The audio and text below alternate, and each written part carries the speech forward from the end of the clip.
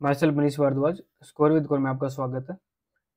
Chandigarh JBT के ऊपर जो कोर्ट केस है उसके बारे में डिस्कस कर लेते हैं कि क्या कुछ कोर्ट केस है। सबसे पहले तो मैं आपको बता दूं कोर्ट केस किस चीज को लेके है, वो क्वालिफिकेशन को लेके है। और क्वालिफिकेशन में क्या है कि जैसे ये दिखा रहा है ना, Anjali versus union territory Chandigarh, तो इन्होंने केस करा हुआ है कि 12th बेस पे जेबीटी की भर्ती की जाए।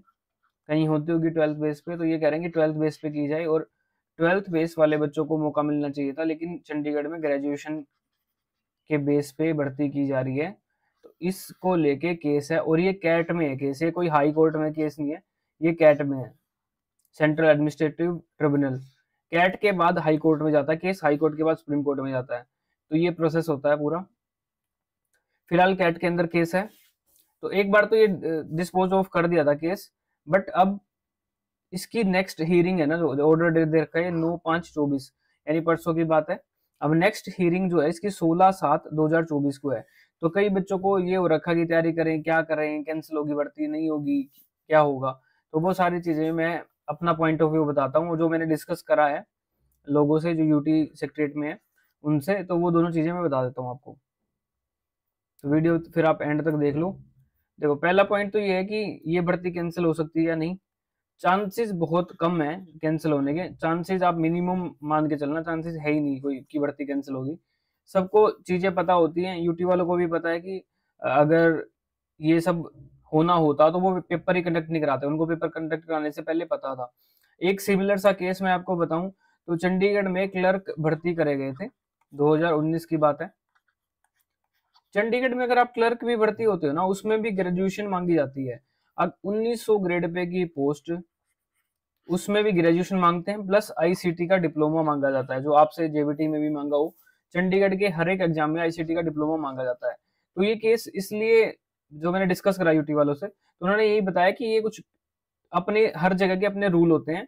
ठीक है कि जो डिग्री होती है, जो स्पेसिफिक डिग्री, जैसे जेबीटी की डिग्री होती है, आप उसको जेबीटी को बोलते हो डीएड, बोलते हो डीईडी, है ना, डीईएलडी। तो उन्होंने बोला कि ये वाली डिग्री में हो सकता है कि ठीक है, जो एनसीटीई जो रूल बनाती है उसके बेस पे हो, लेकिन ये डिसाइड करना कि ग्रेजुएशन होनी चाहिए या नहीं, ये प्रॉपर स्टेट गवर्नमेंट का फैसला होता है। क्योंकि चंडीगढ़ में क्लर्क भी 2019 में भर्ती हुए या उसके बाद भर्ती हुए, 1900 ग्रेड पे की बात कर रहा हूँ, 1900 ग्रेड पे में भर्ती हुए। 1900 ग्रेड पे में कहीं पे भी ऑल ओवर इंडिया किसी भी गवर्नमेंट में, चाहे सेंटर हो चाहे स्टेट हो, कहीं पे भी 1900 ग्रेड पे में ग्रेजुएशन नहीं मांगी जाती। लेकिन स्टिल चंडीगढ़ में ग्रेजुएशन बेस में क्लर्क भर्ती हो रहे हैं 1900 ग्रेड पे में, तो उनका भी चला हुआ है। इस केस के अंदर अगर कल को कुछ भी रिजल्ट आता, कुछ भी रिजल्ट की बात कर रहे हो, रिजल्ट लेट होगा कि नहीं, देखो रिजल्ट वो दे सकते हैं, आपको फाइनल मार्क्स बता सकते हैं, रिजल्ट दे सकते हैं। हाँ, डीवी वगैरह में या फाइनल ज्वाइनिंग में वो लेट कर सकते हैं जब तक इसका फैसला नहीं आता, जुलाई है या जो भी है। तो अब आपको क्या करना चाहिए, जो कैंडिडेट जिनके नंबर अच्छे हैं, जिनके 90+ नंबर हैं, जो सेफ हैं, जिनको पता है कि उनका सिलेक्शन हो जाएगा, उनको क्या करना चाहिए। देखो, अगर भर्ती पे किसी पे भी केस होता है, चाहे इस पे हो किसी पे भी हो, तो थोड़े ज्वाइनिंग लेट होती है।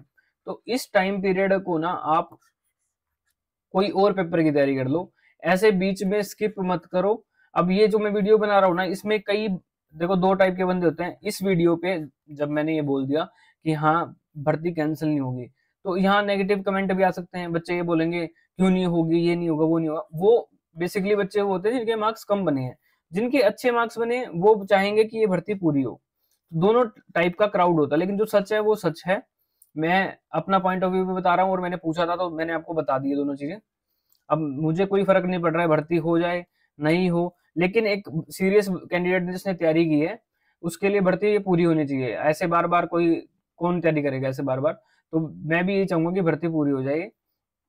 अभी आपको क्या करना है, इसके कम मार्क्स भी थे, जिसको पता है कि हाँ वो रेस से वैसे ही बाहर है, तो आप दूसरे एग्जाम की तैयारी कर लो, इसके अच्छे मार्क्स हैं आप भी कर लो। इस टाइम को वेस्ट मत करो। अगर आप 1-2 महीने का गैप दोगे तो आपको दोबारा रूटीन में आने के लिए काफी टाइम लग जाता है, दोबारा एक चीज को रूटीन में लाने के लिए। अगर 2 महीने का गैप दिया है ना आपने, तो 5-6 महीने तो आपको दोबारा इसी रूटीन में, जिस रूटीन में आपकी तैयारी है, ये करने में लग जाएंगे। फिर आपका क्वेश्चन ये होता है कि किस पेपर की तैयारी करें। आप किसी भी स्टेट गवर्नमेंट के जो भी अभी निकले हैं, अगर आपकी एज है तो आप एसएससी सीजीएल की तैयारी कर लो, अभी पेपर आने वाला है। और वैसे भी काफी जैसे एनबीएस में निकली हुई है पोस्टें, नॉन टीचिंग स्टाफ वाली या रेलवे में निकली हुई है, जिस भी पेपर की पोस्टें निकली हुई हैं आप उसकी तैयारी टारगेट मान के कर लो। और अगर आपके ना उसमें आप इंटरेस्टेड नहीं भी हो जाने में, तो भी आप पेपर भर के देख लिया करो, जिसमें फीस कम है, जिसमें 101 रुपए फीस है उसका फॉर्म भर लिया करो, अपना कंपटीशन चेक करते रहा करो, तो पेपर देते रहा करो, गैप नहीं करना। क्योंकि ये सारी चीजें मेरे साथ हुई हैं कि मेरे को पहले जो मेरे को फर्स्ट जॉब मिली थी, मैं उसको करने में इंटरेस्टेड नहीं था, क्योंकि मेरा एक दूसरा पेपर क्लियर था जो 4600 ग्रेड पे का था, लेकिन उसमें इंटरव्यू पोस्ट थी वो, और स्टेट गवर्नमेंट की थी इंटरव्यू पोस्ट। तो इसका कोर्ट में केस चला, वो 1-2 साल चला, तो उसके चक्कर में कि मेरे को ये था कि टॉप 10 में मेरी रैंक है, तो मैं पढ़ा नहीं, मेरे को था कि इसमें तेरा सिलेक्शन हो ही जाएगा। तो भर्ती वो पूरी हुई है, मतलब 3 साल तक वो कोर्ट केस था, उसका भी ये था कि कैंसिल हो जाएगा, ये हो जाएगा, वो हो जाएगा, लेकिन वो भर्ती पूरी हुई। लेकिन इंटरव्यू में लिस्ट जो बदल गई, आपको पता ही है कि इंटरव्यू में पैसे चलते हैं स्टेट गवर्नमेंट में, सीधी टू बी फ्रैंक बात है। तो मैं उसको गवर्नमेंट को किसी को कुछ नहीं कह रहा, मैं आपको ये बता रहा हूँ कि एक चीज पे टाइम वेस्ट नहीं करना है, आपको भी नहीं करना है। जैसे मैंने टाइम वेस्ट करा, फिर मुझे उसी चीज को दोबारा करने में या उसी पेस में तैयारी करने में मुझे बहुत टाइम लग गया। 1-2 साल तो आपको उसी जगह पे आने में, जो आपकी तैयारी अभी चल रही है, आप जेबीटी का पेपर देके हटे हो या कोई और पेपर देके हटे हो, तो सेम पोजीशन में तैयारी करने में आपको काफी टाइम लग जाएगा। अगर आपने 2-3 मंथ का भी गैप दिया, तो अपना गैप मत दो, तैयारी करते रहो। हाँ, एक चीज और है, कई बच्चे मुझे बोलते हैं कि आप यूट्यूब पे तैयारी करवा दो। अब मैंने परसों की बात है, मैं आपको एक रियल बात बताता हूँ। परसों मैंने रेस वाले क्वेश्चन होते हैं टाइम एंड डिस्टेंस के, चंडीगढ़ जेबीटी में भी पूछे गए थे, टीजीटी में भी चंडीगढ़ पीजीटी में पूछे गए थे, और क्या पता चंडीगढ़ टीजीटी में भी पूछे जाए, या किसी और पेपर में भी आते हैं आजकल रेस वाले क्वेश्चन। तो मैंने उस पर एफर्ट डाल के मैंने वीडियो बनाई, मैंने अपलोड करी, 2 घंटे में कोई व्यू नहीं था उस पर, 10 व्यू भी नहीं थे, मैंने खुद डिलीट करनी पड़ी, क्योंकि लोग फ्री का कंटेंट, अच्छा कंटेंट देखना पसंद नहीं करते हैं। ज्यादातर बच्चे इन्फॉर्मेशन के लिए होते हैं कि इन्फॉर्मेशन चाहिए उनको, या सिर्फ बेसिक वाले बच्चे ज्यादा होते हैं जिनको वो रेस वाले क्वेश्चन कैसे करेंगे, पहले उनको टाइम डिस्टेंस ही नहीं पता। रेस की तो दूर की बात है, इतना डीप कंसेप्ट तो वो दूर की बात होती है, उनको पहले बेसिक ही नहीं पता, तो उसे डिमोटिवेट होता। फिर मैंने वो डिलीट ही कर दी कि फिर मैंने जो मेरा कोर्स चल रहा है टीजीटी का, मैंने उन बच्चों को अपलोड कर दी थी वो वीडियो। ठीक है, तो फ्री का कंटेंट पढ़ाने का यूट्यूब पे इतना फायदा आजकल के टाइम पे नहीं है।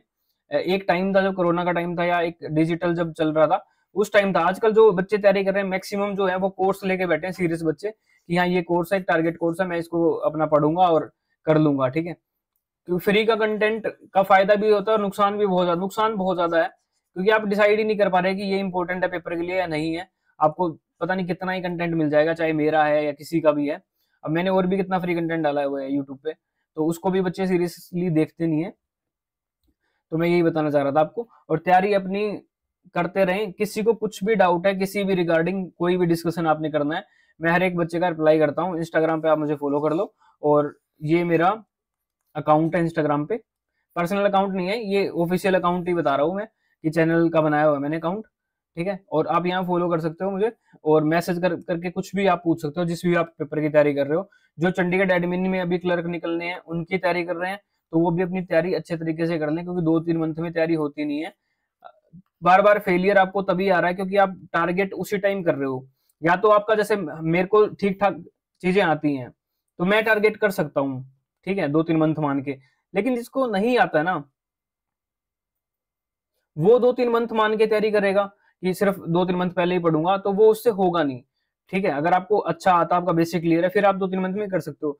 अगर नहीं आता तो फिर आपकी जो भी कमियां हैं आप उन पे काम करें, उन पे वर्क करें अपना। अभी जो टाइम है इसमें मैथ कमजोर है, मैथ को पढ़ें, पूरा बेसिक से लेकर एडवांस तक पढ़ लें। ठीक है, अगर आपको रीजनिंग कमजोर है, रीजनिंग कर लें, इंग्लिश की तैयारी कर लें। तो खाली मत बैठना, चाहे 1-2 घंटा डेली का दें, लेकिन डेली का डेली पढ़ें। ठीक है, फिर भी कोई डाउट है तो आप मुझे मैसेज कर लेना।